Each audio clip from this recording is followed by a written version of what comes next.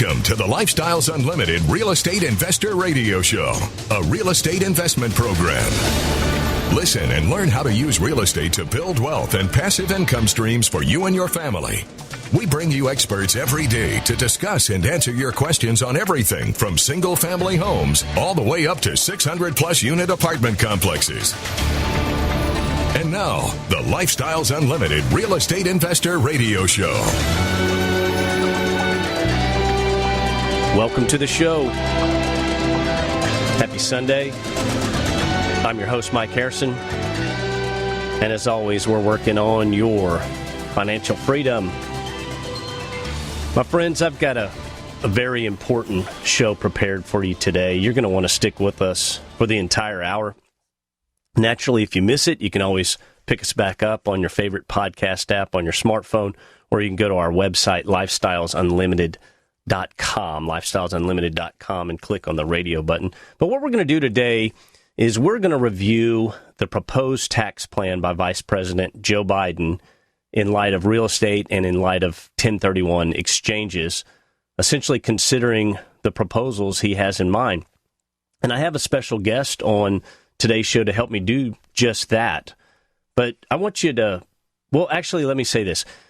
If you don't believe what I'm saying, you can hear it at you can see it for yourself at taxfoundation.org, taxfoundation.org, so you don't necessarily have to take my word for it, but you can back it up by visiting that website. But today's show is not a political show at all. This is a real estate investor radio show, okay? If there are proposed changes to a tax plan, I need to share those with you. That's my job, is to share those with you and how they will affect real estate investing, right? Either advantageously or disadvantageously. So it's my position to share that for you. And I want you to understand one other thing. You're not voting for a person. You're voting for a platform. You're voting for a policy, essentially. And not enough people understand that. Okay, so on to this proposed tax plan. I have a guest on today's show who's an expert at the 1031 exchange to help us share this information with you. This person is very popular with our vendor group at Lifestyles Unlimited, as much for, I'll say, her bubbling personality as she is for the hard work she provides for our members. So, Luann, welcome to the show. How are you this morning? I'm good, Mike. How are you? How couldn't we be on a beautiful morning like this in Texas? That's right. Nice little cool weather came in. It's going to be a beautiful, beautiful day. Well, Luann, last time I had you on the show, I'll say the world was still normal, right? It was February. Yeah. My gosh, it's what interesting times we live in. That was obviously pre-COVID, pre-riots, pre-hurricanes, pre-fires, and who knows what else. So, Luann, before we get into this proposed tax plan and how it will affect real estate investing, why don't you just give us a little bit of background on the 1031 exchange? Okay. Well, first of all, I will say that one of the rules of the exchange is that you have to work with a qualified intermediary. So that is what we are. Exchange Resource Group is in Denver. I work in Dallas, and I've worked with Lifestyles since 2014, I think. 1031 exchange has been the cornerstone of the revenue code since 1921. So it's going on 100 years next year, and it has proven itself to be a way for real estate investors, not just your wealthy corporations, but the individual real estate investor, to build their portfolio, build their wealth, provide housing for people by being able to defer the long-term capital gains that would occur on a sale of an investment property, and then exchange it into another sale, thereby increasing their portfolio and deferring their taxes. And there are, go ahead. I was going to say, you're not getting taxed at every little step along the way.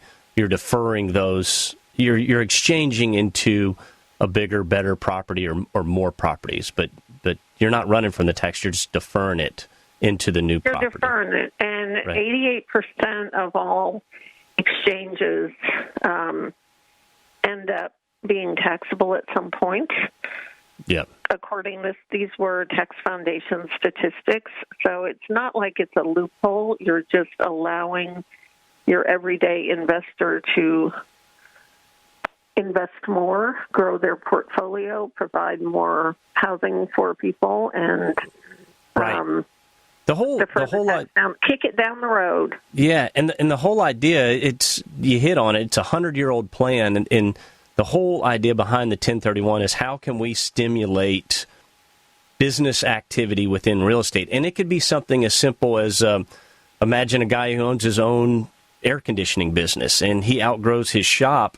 Well, he wants to sell that property and go into a bigger property.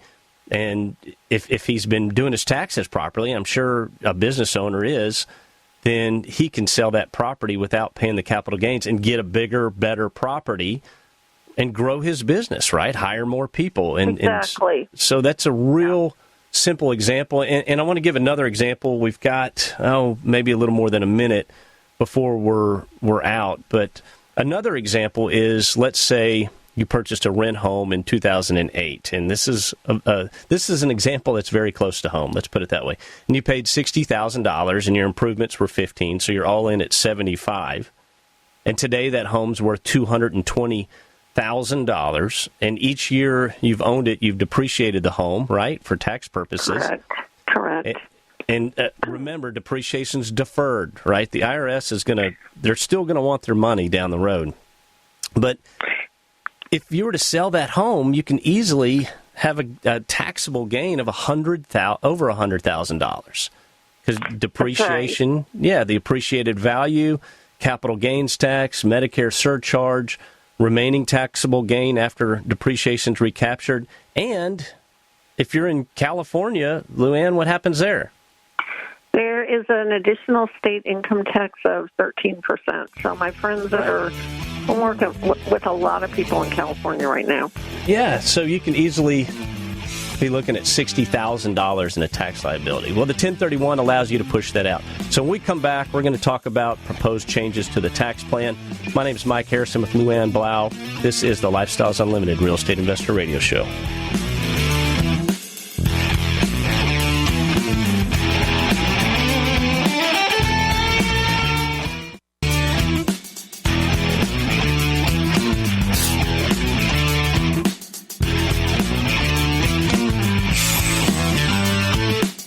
Welcome back to the Lifestyles Unlimited Real Estate Investor Radio Show. It's time to turn up the volume and fine-tune your passive income plan so you can create the lifestyle you've always wanted. Welcome back to the show. I'm your host, Mike Harrison. Today I have guests on the show, and we're discussing the proposed tax plan from candidate Biden and what that will mean for real estate investing. And there's actually 4 parts to it, so you're going to want to stick with us for the entire show if you can, and we'll go through those 4 parts. But in the meantime, if you have a question, our number is 855-497-4335, 855-497-4335, or send me an email. That's askmike@luinc.com, askmike@luinc.com.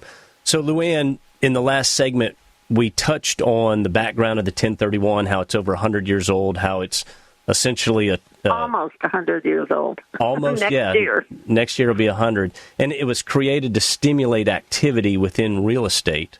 And all the people that touch real estate have benefited from the 1031 exchange. But let's go back. What are the 4 taxes that we defer when we do a 1031 exchange? And then maybe touch on exactly what you can exchange within the 1031.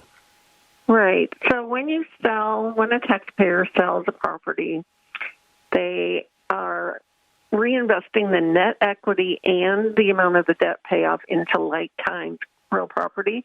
Like-kind is defined as anything defined as real estate in the state that you sell and the state that you buy. A lot of people think it's got to be single-family for single-family. It doesn't. It could be bare land for an apartment complex. 2018, we lost the ability to exchange personal property, We used to do aircrafts and yachts and all those fun things, but now it's real estate. So when you go through the process, you can defer 4 different things. If you've depreciated the property, if you've held it for a long time, you've got a depreciation recapture of federal rate of 25%, which will get deferred.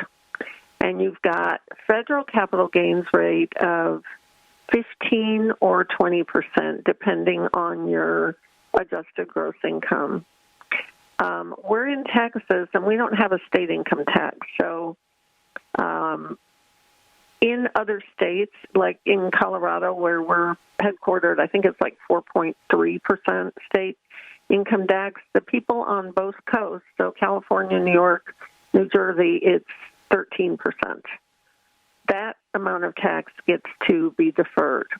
Right. And then if you have a high enough income, you're going to, and most people that own real estate do, you're going to get a Medicare surcharge or Obamacare surcharge of 3.8%. Yeah, 3.7, 3.8. It's right there. So it's that's significant.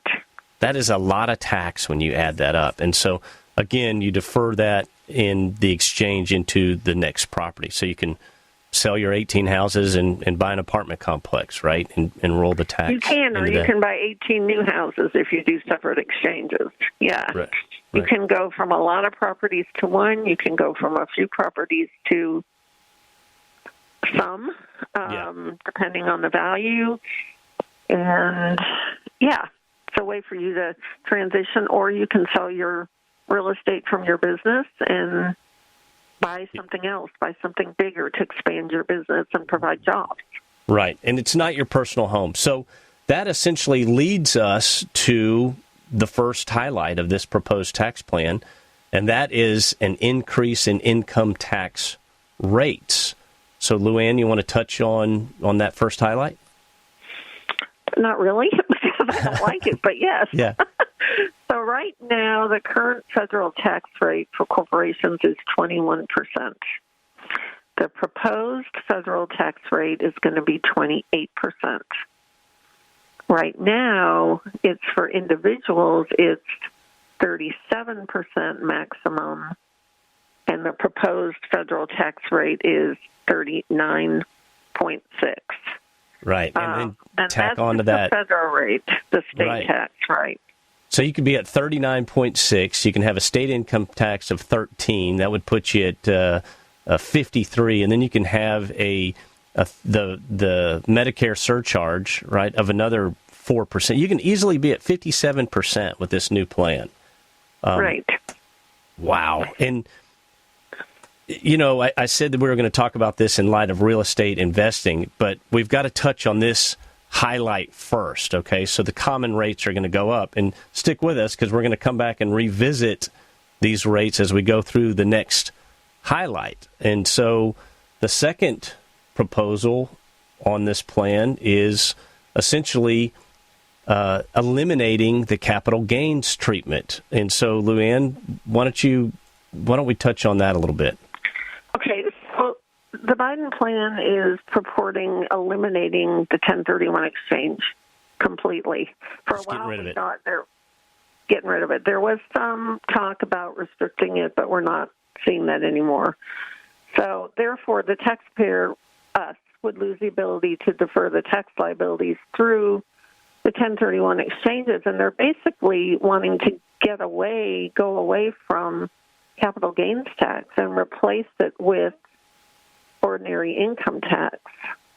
The very, very concerning thing about that is when you do that, then your sale of your real estate would become part of your adjusted gross income, which would push you up into a higher tax bracket, and the amount of tax being proposed on that tax bracket is going up. Yes, so if you sell the house, they want to consider that ordinary income. So even if let's say you make $50,000 a year, and so you're kind of at that middle tax range, and you sell a rental property, then immediately, and you sell it for $200,000, right? And say you've had it or it's been in the family for a number of years, you're instantly catapulted at that 39.7% rate. And sure, because you're going to have your state income tax on top of that. You're going to pay your 25% depreciation recapture, and you're going to pay your 3.8% Medicare surcharge. Right. So even your salary, your $50,000 salary where you enjoyed the lower tax rate, now that's subject to the higher rates as well, because it's going to all get combined into your adjusted gross income. Right. So massive change there, and that you're losing the ability to essentially defer all those taxes that we talked about. But the plan, it continues, and I'm not sure we'll even get to the next highlight, but I'm not sure everybody even realizes essentially how compelling those changes would be to one's income on it. People aren't thinking this through. I don't think they are. A lot of people don't even realize that the 1031 exchange exists, although we've done a tremendous amount of educating. I see some people tweet that it's Trump's plan that he's done this, which he hasn't. It's just been around forever. Right. So people need to realize what they've got. Yeah, they're pushing us out. So people are enjoying these benefits now, and they don't even realize it. So exactly. We'll be right back after a short break. My name is Mike Harrison. This is the Lifestyles Unlimited Real Estate Investor Radio Show.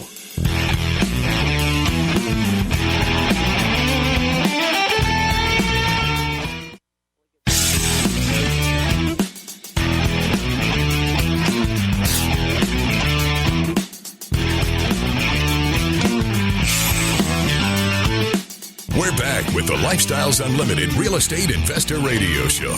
We're here to answer your questions and help you become financially free.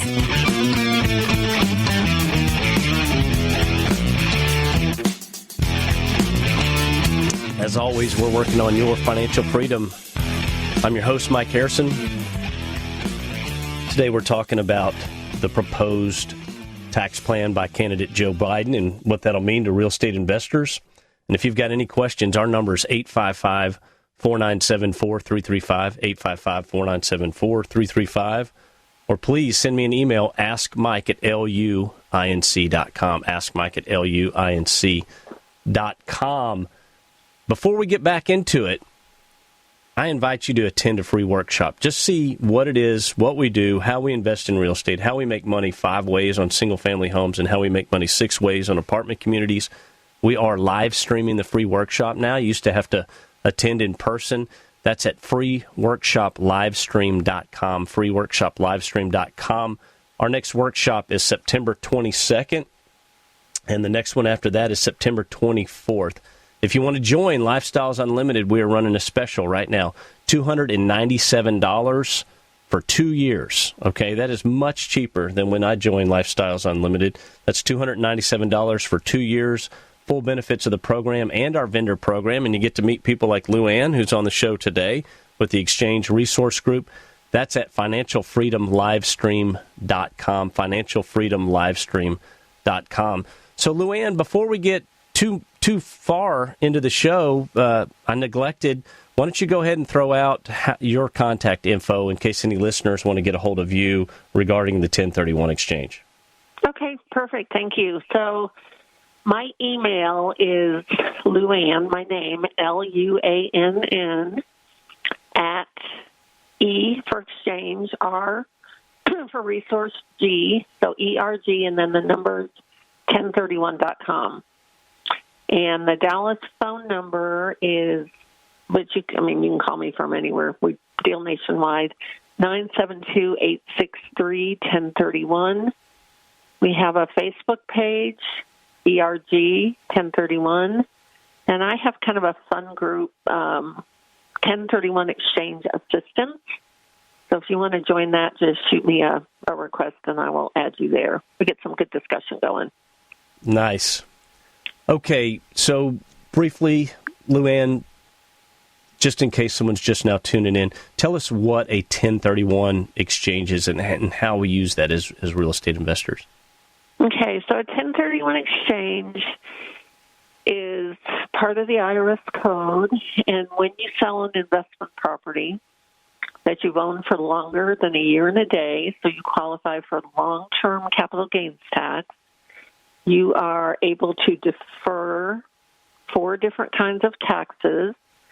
Your long-term capital federal tax, if you live in a state where there is state income tax, you defer that. You defer any depreciation recapture. If you've owned a property for a long time, that could be significant. Yes. And you defer a possible Medicare surcharge. And you do that by purchasing more real estate. It is investment property held for business, trade, or investment can be exchanged into any property to be held for business, trade, or investment. It can be it's got to be domestic to domestic. So you could sell in California and buy in Texas. You could not sell in Texas and buy in Cabo. No, you're not buying that house in the Caribbean, unfortunately.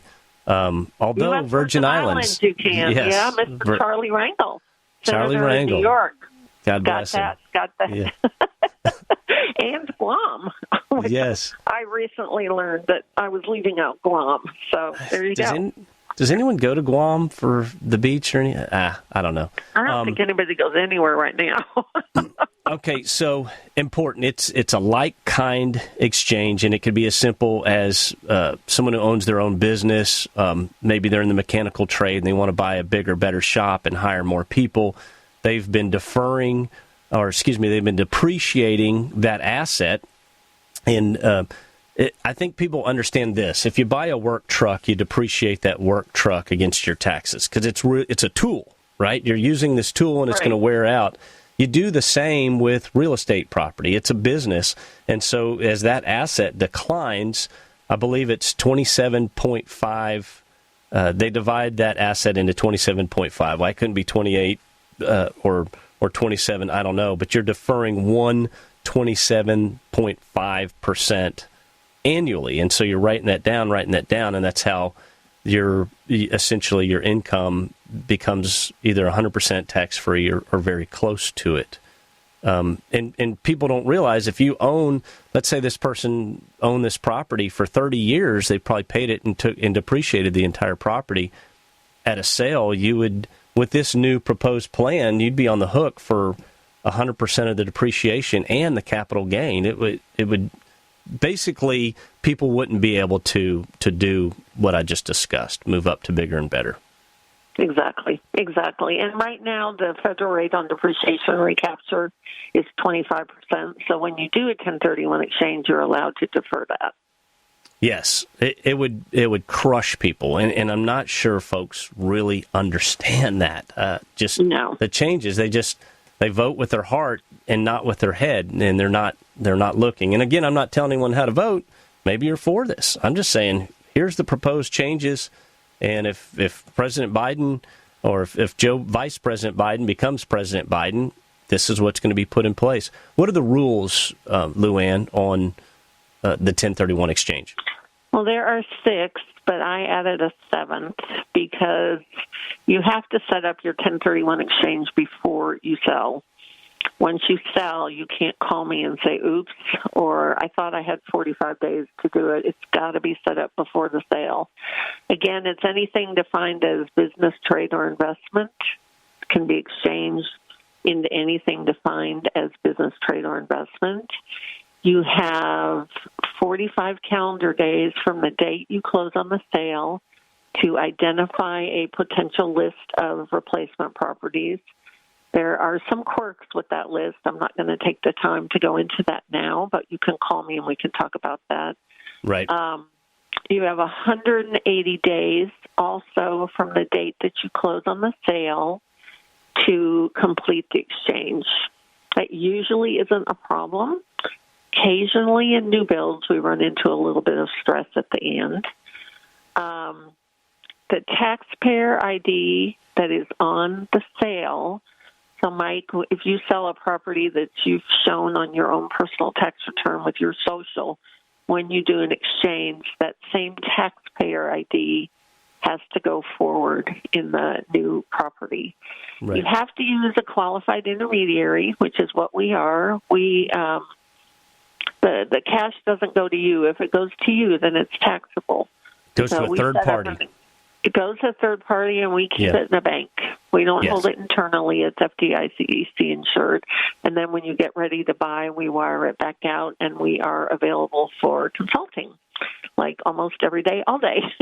And then how much do you have to purchase to totally defer the tax? You have to purchase property worth the amount of your loan payoff. A lot of people don't get this part.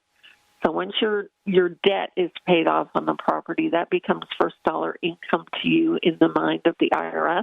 Yeah. So it's the amount of your debt relief plus the net cash that's left after customary selling, closing costs, the amount that goes to the exchange. That's your reinvestment goal. Right. So it's a planned, structured event.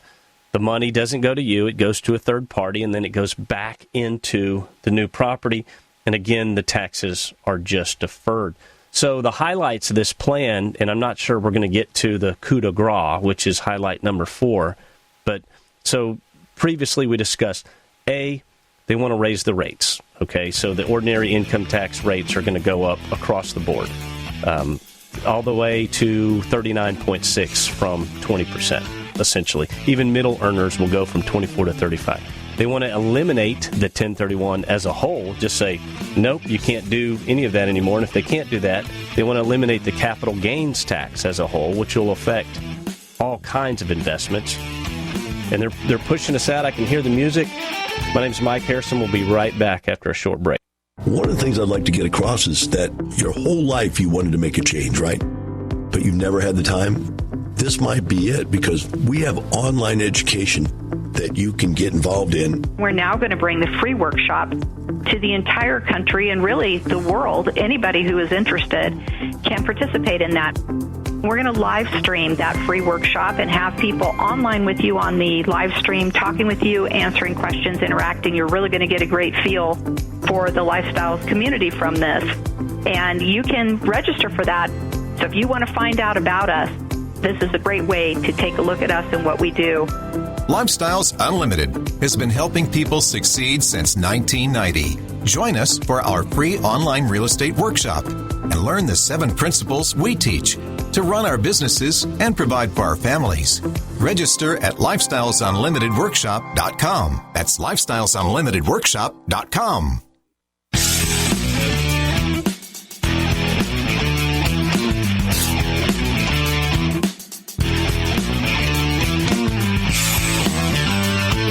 Welcome back to the Lifestyles Unlimited Real Estate Investor Radio Show. Now, let's get back to your map to financial freedom.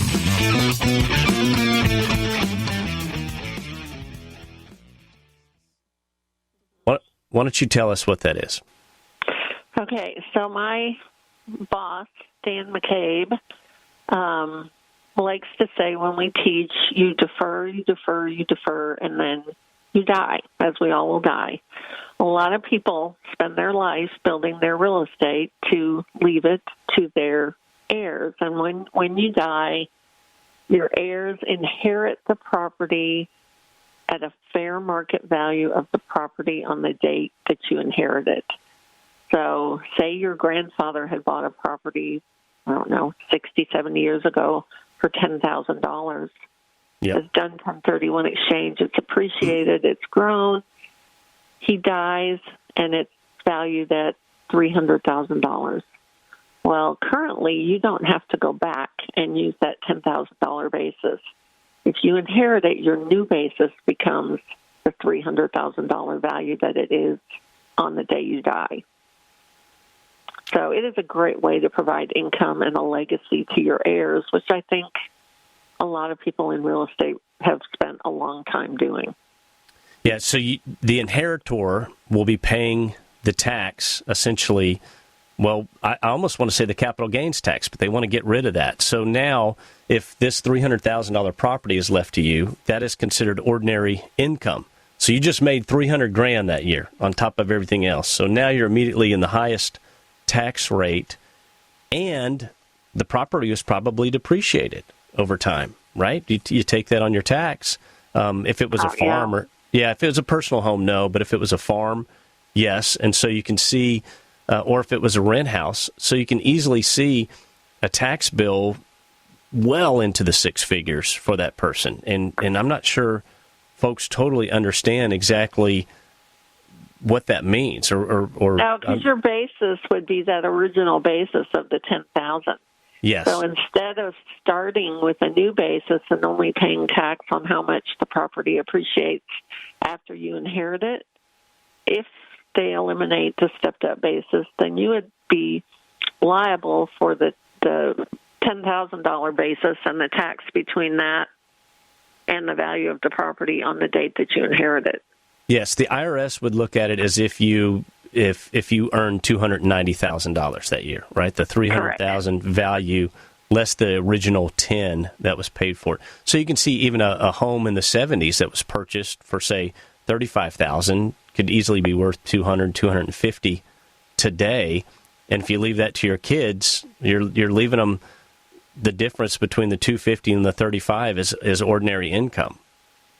I think what we're really worried about, Mike, is that it's going to take away the incentive for real estate investors to grow their portfolio. Correct. Which is going to eliminate a lot of housing for people. Right. That's the we buy. Go ahead. Oh, I was going to say we buy these properties and we defer, and we want to leave 10 rent homes to our kids. That's going to go away. That's going to go away, and also you may not want to buy those 10 rent homes because by the time you pay the repairs and the people to manage them, and then thinking if you sell them, you have to pay this massive amount of tax, which has the potential to wipe out your gain. It wouldn't be worth the risk. You might end up with government housing.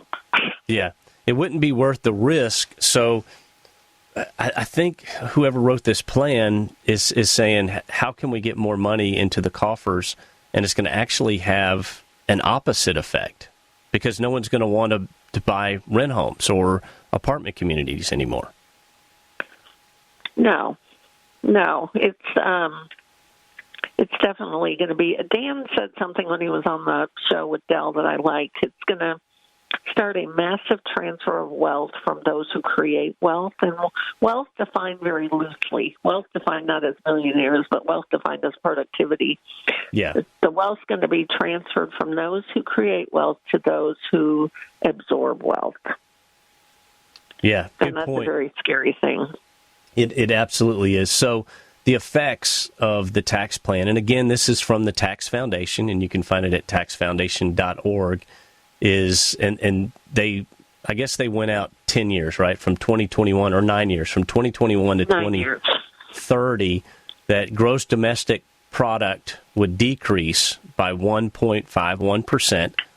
That's huge. That's trillions of dollars. Capital stock would depreciate. That's not the stock market. No, it's all assets combined. Capital stock would decrease 3.23%. Wages essentially will go down 1%. So imagine in the year 2030, you're making 1% less than you are today. And that's real generalization, but that's based on the fact that 585,000 jobs are projected to be lost. Now, those jobs are all around the real estate industry. Those aren't all investors. Those jobs would be, well, I guess we got to think about it. Realtors, title companies, contractors, builders, anyone involved in real estate. 585,000 jobs Restaurant eliminated. Industry, which is already being drastically hit by COVID. Right. There's a note. 40% of realtors state without the 1031 exchange that their transactions would not have occurred. So this is a big proposal. It is a big proposal. So we are looking at Ernst & Young and Ling and Petrova. My daughter-in-law works for Ernst & Young, so I know them. I'm not sure who Ling and Petrova is, honestly. They did a study in 2015-16 that said without the Section 21, real estate transactions will be delayed or abandoned. the value of real estate, which provides so much wealth for this country. Real estate is a huge industry. The real estate values will erode, and the economy will contract by $13 billion or more annually. I've seen that so number we're not making higher. These numbers up. Yeah, I've seen some, as high as 18. Right. So there's going to be an opposite effect. And I also want to throw this out there. Everyone that looks at this from the outside that doesn't understand real estate investing, they think it's all big corporations. But,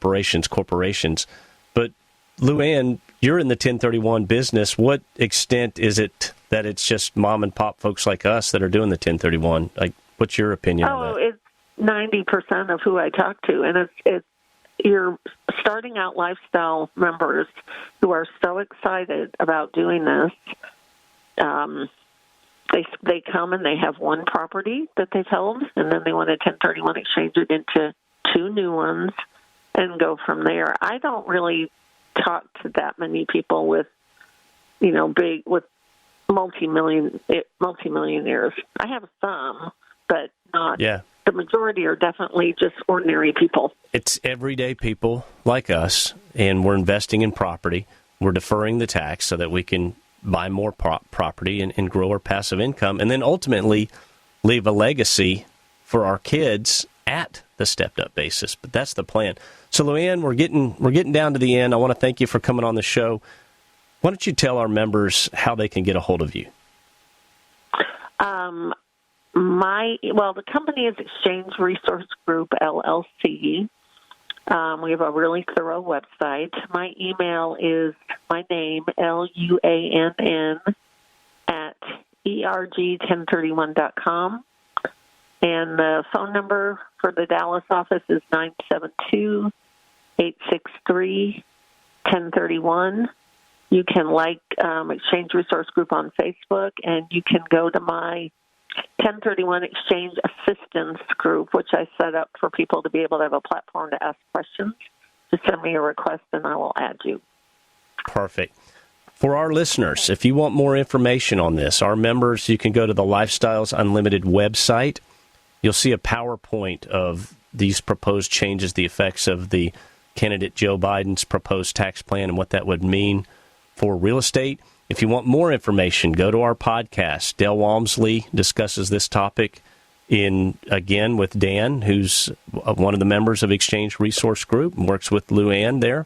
You'll find that, and you'll find another show, and you'll find my show as well. So, Luann, thank you so much. These proposed changes are rather scary, rather drastic, and I'm not sure folks understand just what it means. And again, the law of unintended circumstances, our government I guess the thought is to grab more tax revenue will actually constrict the amount of tax revenue that comes in. So imagine our government doing something and the opposite effect happens. Well, my friends, that about does it for today's show. Until next week, my name's Mike Harrison. I want you to understand, it's not about the money. It's all about the lifestyle. The Lifestyles Unlimited Real Estate Investor Radio Show is for entertainment purposes only. Please consult a professional regarding your personal investment needs. Nothing presented on the Lifestyles Unlimited Real Estate Investor Radio Show constitutes an endorsement, recommendation, offer, or solicitation to buy or sell any product or security.